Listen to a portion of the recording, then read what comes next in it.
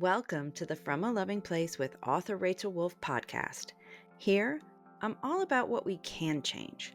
Our perspectives are our power or our prison. We can't change anyone else, but we can be the examples of the changes we want to see. What you will get on this podcast is series and episodes that will encourage self-awareness, shifts in perspective, and actions to move us away from the energy of fear, lack, and separation and into the energy of love, abundance, and peace. The Listening with Love series is back. For those of you who are new to the series, Listening with Love is about becoming better listeners for both ourselves and others. Whether we agree with who we are listening to or not, when we listen with love, we open the door to better solutions and more love in the world. I hope you enjoy today's episode. This is episode 19, Turning Conflict into Connection. Many people would agree that turning conflict into connection is an impossible task in this state of the world right now. But it's in times like these, I find the helpers, as Fred Rogers would say.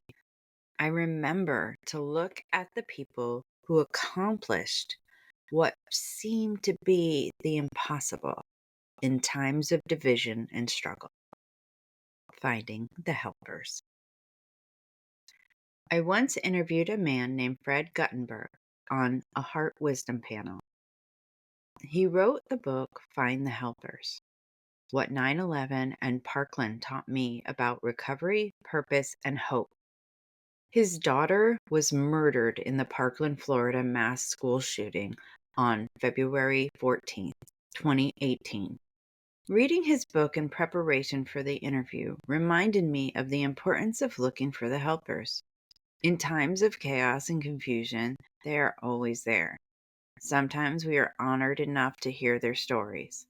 I'm so incredibly grateful to find them. When it comes to turning conflict into connection, my first thought always goes to Daryl Davis. Anytime I feel like getting inspiration on this topic, I go instantly to footage of him. I've shared links before because he truly is the epitome of mastering this art. There is plenty of news footage on Daryl Davis, but one of my favorite things to watch is his TEDx talk called Why I, as a Black Man, Attended KKK Rallies. He didn't sway KKK members to see his way of thinking. He didn't beat them over the head with why what they believe is wrong. He approached them with curiosity, simply being himself. Through his humanness, he befriended multiple people who were embedded in the beliefs that he was a threat just for the color of his skin. We can easily translate this across any lines of division. So many of us hold on to beliefs that create division both within and with others, and we don't even consciously acknowledge the beliefs are the problem. Daryl Davis did what so many of us neglect to do when we have different beliefs than someone else. He faced his haters in person and asked questions. He truly wanted to understand the hate. Multiple KKK members ended up leaving the organization once they discovered their beliefs weren't serving them the way they once believed they did. His method of turning conflict into connection has had a direct influence on my life, my writing, and my approach when people don't share my same belief systems. I truly want to understand the how and why a person is choosing to live in the energy of fear, lack, and separation. There are so many go-to examples like Jesus, Mother Teresa, the Buddha, Gandhi, Viktor Frankl, and Martin Luther King Jr. Each one of them offers an ample number of examples of turning conflict into connection. Yet, I've also seen people try to use them as weapons to hold on to their beliefs of hate and division. We are all human. We give strength to whatever we focus on. I choose to see the energy of love, abundance, and peace when I read about these historical figures. I've found so many helpers. These are just a few of the well known. It's important to find the helpers that resonate with the messages of our souls. The helpers above are my instant reminders to turn my energy to love, abundance, and peace over fear, lack, and separation. They might not be the same for you. Finding our own soul helpers can't be about what someone else preaches to us. It can't be people telling us we have to believe. What I mean is that if a person or being creates the energy of fear, lack, and separation within us, they are not the right helpers at this time.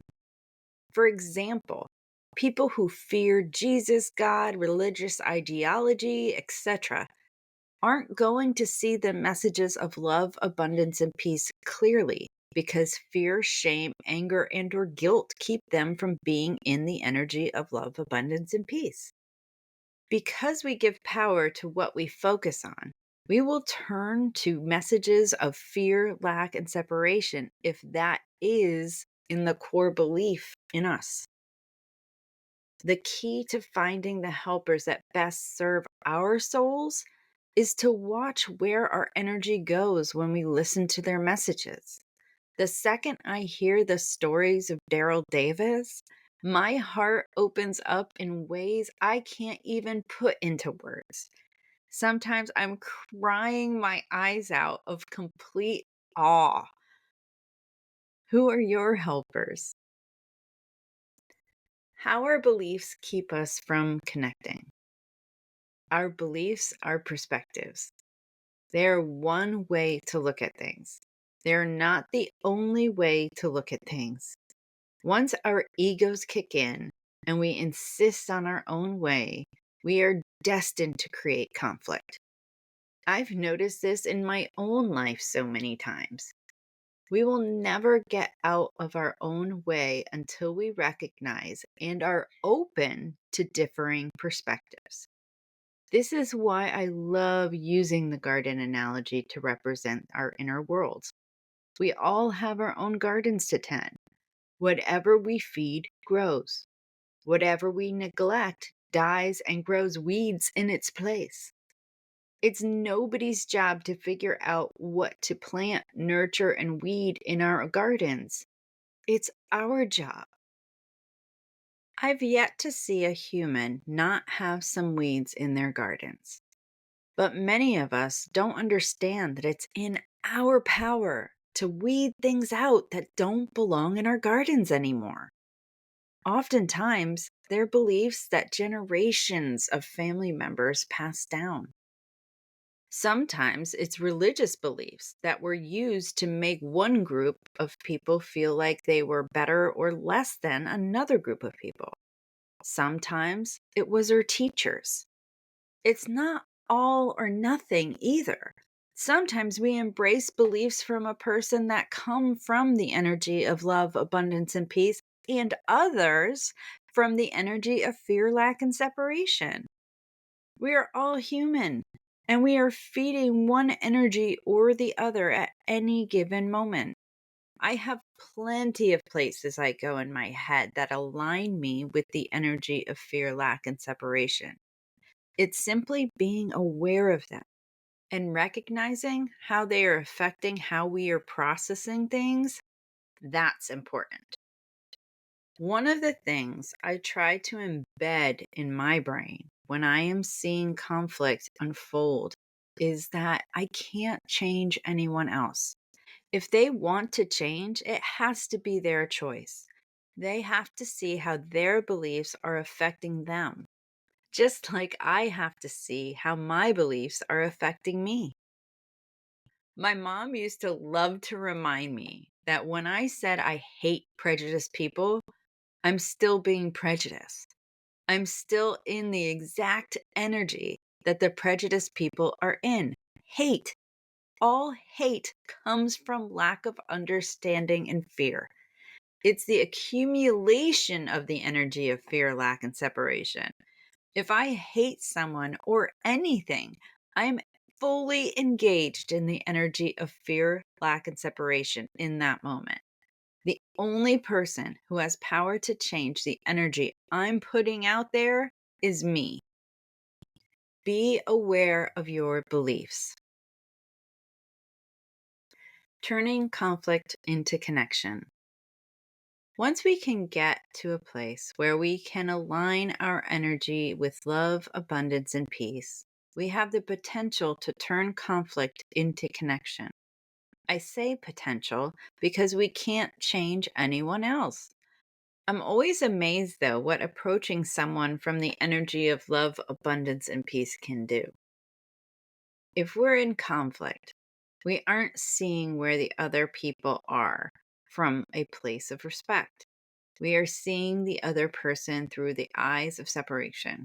If we want to connect, we have to find things that connect us. Start there. They're human, right? That means they have a family. What inspires them to want to do good in the world? This will tell you a lot. If people are influenced by fear and shaming tactics, it feels familiar to them. They may be attracted to influencers that feel familiar in that way. What and or who do they love? What does that love look like? Ask whatever questions you can to help feel connected to them. This will help you approach the conflict with curiosity and see their humanness. When in conflict, stick to facts, questions, and clarifications. If we start feeling like we are victims of the other person's beliefs, it's much harder to connect. Their beliefs aren't about us.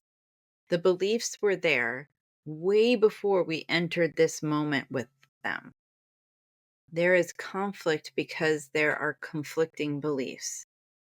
The more we can depersonalize other people's beliefs, the better chance we have at connecting through the differences.